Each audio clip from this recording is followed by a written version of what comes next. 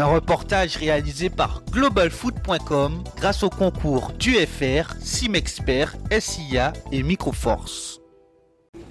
Vendredi soir, au François, rencontre animée entre le club franciscain en vert et le New Club de Petit-Bourg en maillot blanc, surtout dans le premier quart d'heure. Après les 15 premières minutes, ce sont bien les franciscains qui se procurent les occasions les plus dangereuses avec Yann Timon et Sébastien Domerger sur un centre de Stéphane Abel. Mais vers la fin de la première période, le New Club existe toujours et propose de belles combinaisons pour espérer marquer.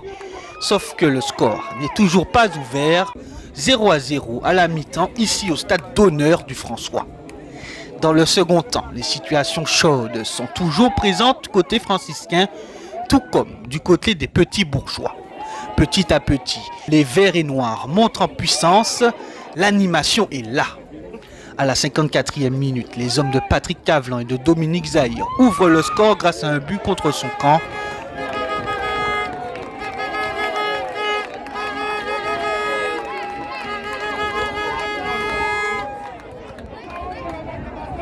Après cette action malencontreuse, les joueurs de Charles Bonix relèvent la tête et se procurent une occasion en or pour pimenter la rencontre. Mais le club franciscain reste le club franciscain. À la 71e minute, Johnny Marajo achève la partie et permet à son équipe de remporter les 4 points. Le début de saison, là, c'est un peu difficile pour nous.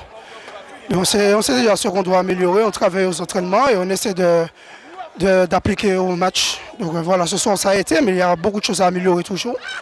Voilà, on va travailler, on va continuer à venir à l'entraînement, à s'appliquer à l'entraînement et puis voilà, on verra pour la suite lors des matchs, les prochains matchs. Samedi après-midi, au Morne Rouge, le Golden Lion domine la première mi-temps et tente quelques frappes vers la cage du jeune Florian Landry. Le club péléen, positionné en bloc bas, procède généralement en contre-attaque sans vraiment inquiéter les Joséphains dans cette première période, à l'image de cette action.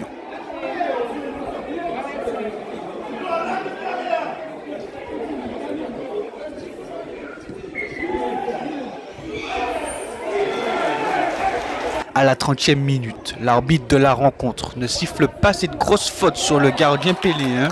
Après cette décision, corner à suivre en faveur du Golden Lion et triste scénario pour l'équipe hôte qui encaisse un but contre son camp. Les Joséphains qui s'en tirent bien poussent pour creuser l'écart, mais à la mi-temps, toujours 1-0 pour le club double champion en titre. Au retour des vestiaires, le club péléen obtient un penalty, l'occasion pour Didier Bernabé d'égaliser dans la rencontre grâce à cette panenka. À la 48e minute, le match est relancé pour le plus grand bonheur des supporters péléens. Mais cette égalité au score ne dure quelques secondes puisque le Golden Lion, grâce à Jordi Bouriel, reprend l'avantage dans le match, 2-1 pour les Lions. Après ce but, les hommes de Gilles Précard dominent la rencontre, se créent d'importantes situations de but et tentent des frappes sans vraiment inquiéter Gilles Mélien. À la fin de la rencontre, Alvin Lamazine a l'occasion de marquer sur un penalty. Celui-ci, raté, ne change pas le cours de la partie. Les joueurs de Thierry Sardo remportent la rencontre. Les 4 points sont importants aujourd'hui, même si le contenu n'est pas parfait. Mais bon, prendre 4 points, je pense que cette équipe de club péléen, avec son envie, sa fougue, va en embêter plus d'un. Donc nous, on est content d'avoir pris des points aujourd'hui. On aurait pu se mettre à l'abri en première mi-temps, on ne l'a pas fait. Ils sont revenus, on a eu la chance de marquer de suite après. La fin de match a été difficile, on a joué mardi chez des joueurs que je ne fais pas beaucoup tourner parce que j'ai peut-être pas vraiment le pendant au même poste. Donc, mais bon, il va falloir y penser aussi, même sur certains joueurs où j'ai peut-être pas la doublure adéquate au même poste, mais quand même, il va falloir que je fasse un peu souffler certains parce que là, les compétitions vont s'enchaîner. Samedi soir, au Lorrain, l'assaut en maillot blanc défie le RC Saint-Joseph évoluant en maillot rouge. Première minute, première occasion et premier but pour l'équipe de Saint-Pierre, une réalisation d'Henric Ruperly.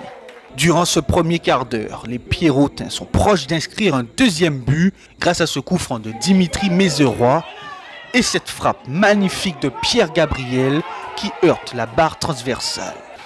À la 35e minute, le RC Saint-Joseph marque un but refusé par l'arbitre pour une position d'hors-jeu et tente des frappes de loin pour égaliser avant la mi-temps.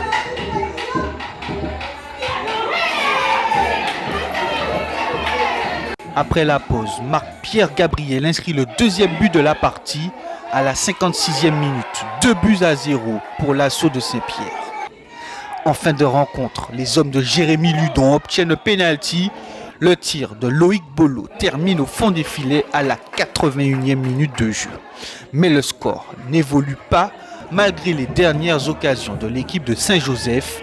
À l'instar du club franciscain du Golden Lion, l'assaut remporte également les 4 points ce week-end.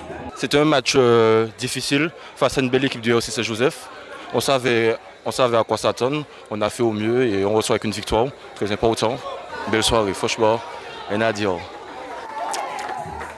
Prochain match de cette troisième journée le mardi 11 octobre à 20h au stade Louis Achille entre l'US Robert et la Samaritaine.